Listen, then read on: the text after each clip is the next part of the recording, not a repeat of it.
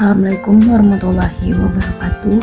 Perkenalkan, saya Arsini Mala dari kelas RPUK. Di sini saya akan mempresentasikan dari hasil tugas akhir saya. Sebelumnya, yang terhormat kepada Ibu Anggia selaku dosen pengampu mata kuliah konseling populasi khusus. Jadi langsung saja, yaitu yang pertama ada pengertian LGBT. Nah, LGBT ini adalah singkatan ya. Jadi L-nya itu lesbian. Lesbian itu adalah perempuan yang menyukai sesama perempuannya. Lalu G-nya itu adalah gay. G itu adalah laki-laki yang menyukai sesama jenisnya gitu. Yang lalu seterusnya ada B itu biseksual, itu bisa menyukai perumpamaannya seperti laki-laki yang menyukai laki-laki, tapi laki-laki ini juga menyukai perempuan. Lalu selanjutnya ada T, yaitu transgender, dimana transgender ini adalah untuk transgender ini adalah seseorang yang mengubah jenis kelaminnya dari awal, dari dia lahir sampai seterusnya gitu. Misalkan dia dilahirkan seorang perempuan, lalu dia merubah kelamin itu menjadi laki-laki. Nah, istilah ini digunakan untuk menggambarkan sekelompok individu berdasarkan orientasi seksual dan identitas gender mereka.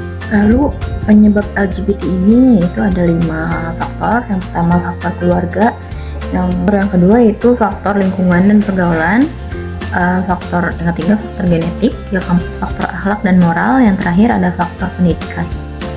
Kenapa faktor keluarga itu penyebab terjadinya LGBT? Karena didikan yang diberikan oleh orang tua kepada anaknya itu memiliki peranan yang penting bagi para anak untuk lebih cenderung menjadi seseorang anggota LGBT atau lebih daripada hidup normal layaknya orang-orang lainnya gitu. Seperti dalam kasus yang saya ambil, bahwa anak ini itu menjadi LGBT karena didikan dari orang tuanya yang keras. Itu salah satu faktornya.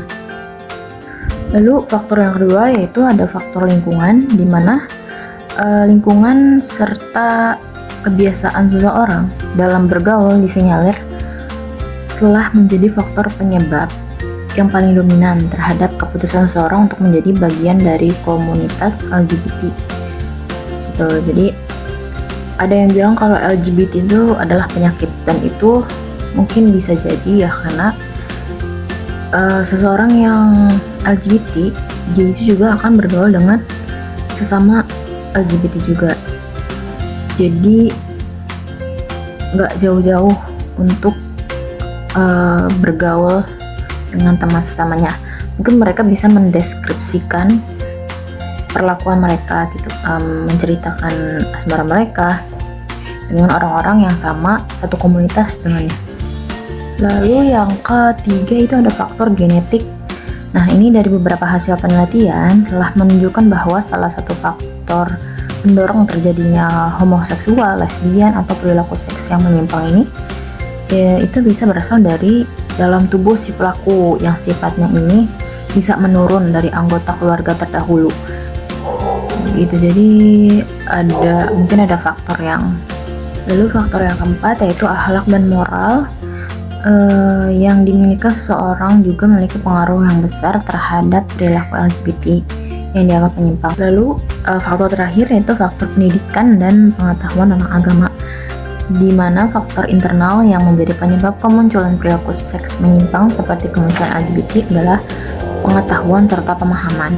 Nah, seseorang tentang agama yang masih sangat minim, di atas dikatakan bahwa agama atau keimanan merupakan benteng yang paling efektif dalam mengendalikan hawa nafsu, serta dapat mendidik kita untuk bisa membedakan mana yang baik dan mana yang tidak.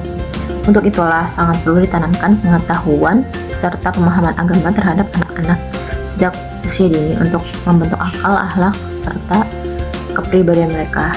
Lalu selanjutnya ada dampak LGBT. Dampaknya ini ada 3 dampak. Yang pertama itu dampak dari segi kesehatan, yang kedua itu dari segi psikologis, yang kedua dan terakhir adalah dari segi sosiologis. Yang pertama dari segi kesehatan, timbulnya fenomena LGBT ini mau tidak mau telah berdampak pada kesehatan diri si pelaku tersebut. Bisa menyebabkan berbagai jenis infeksi penyakit yang berbahaya seperti HIV/AIDS gitu, terus raja singa dan lain-lain. Lalu dari segi psikologis, kebiasaan LGBT juga berdampak buruk bagi kondisi psikologis atau kejiwaan seseorang, serta dapat memberikan efek yang begitu kuat pada syaraf si pelaku. Seseorang yang dikategorikan LGBT bisa memiliki kepercayaan bahwa dirinya bukanlah seseorang ataupun perempuan yang asli gitu. Kondisi tersebut tentu banyak berdampak pada timbulnya rasa khawatir terhadap identitas diri serta seksualnya. Jadi mereka tidak tahu bahwa dirinya itu tidak mengakui bahwa dirinya itu misalkan perempuan seutuhnya atau laki seutuhnya gitu. Selanjutnya dari segi sosiologi, yaitu kebiasaan selain dapat menyebabkan masalah pada kesehatan, lalu dari kesehatan fisik atau kesehatan jiwa gitu, juga dapat berakibat pada kehidupan sosial, yaitu dapat mengikis keharmonisan hidup dan tumbuh di masyarakat serta semakin meningkat angka tindak kemaksiatan yang pada akhirnya sulit untuk dikendalikan. Lalu masuk pada kasus yang telah saya cari gitu, yang pertama ini ada pendekatan bimbingan konseling. Saya memakai pendekatan yang pertama itu pendekatan konseling individu, di mana fokus pada eksplorasi identitas diri klien agar klien tuh dapat terbuka gitu ya terhadap hal-hal yang mengganggu klien. Klien bilang bahwasanya kenapa menjadi LGBT, karena yang pertama didikan orang tuanya yang keras. Di saat orang tuanya menginginkan anaknya itu seperti misalnya masuk TNI atau polisi, itu benar-benar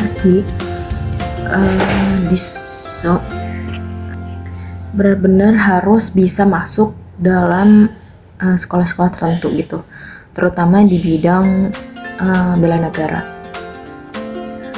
Lalu memberikan dukungan emosional kepada klien, karena klien yang saya ambil ini ada dari faktor orang tua tadi, lalu dari faktor keluarga, yang dimana klien ini tuh kurang kasih sayang orang tuanya. Jadi karena orang tuanya itu jauh di luar kota, sedangkan klien itu tinggal sendiri di kota itu. Jadi klien mencari kasih sayangnya itu dari luar. Kedua itu saya bisa memakai konseling keluarga. Konseling keluarga ini bisa membantu keluarga memahami isu LGBT, di mana kita tidak bisa sepenuhnya menyalahkan klien karena penyimpangan seksual tersebut.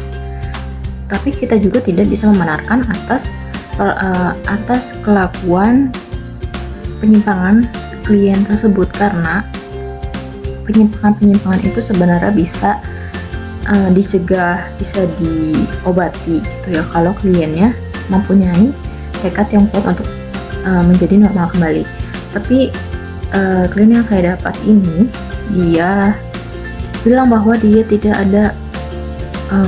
ada niatan untuk berubah, tidak ada niatan untuk menjadi normal kembali gitu. Jadi selama dirinya masih seperti ini, jadi yaudah dia hanya menjalani hidupnya seperti itu saja. Lalu disclaimer dulu kalau klien saya ini yaitu biseksual, dimana dia ini menyukai sesama jenisnya laki-laki, lalu menyukai perempuan juga. Tapi perempuannya itu tertentu ya, tidak semua looks perempuan itu dia sukai. Jadi ada beberapa perempuan, hanya ada beberapa perempuan yang dia sukai.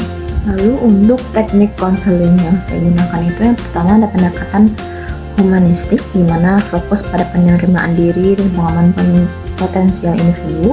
Yang kedua adalah pendekatan CBT atau Cognitive Behavioral Therapy, yaitu mengatasi pola pikir negatif dan mengolah stres.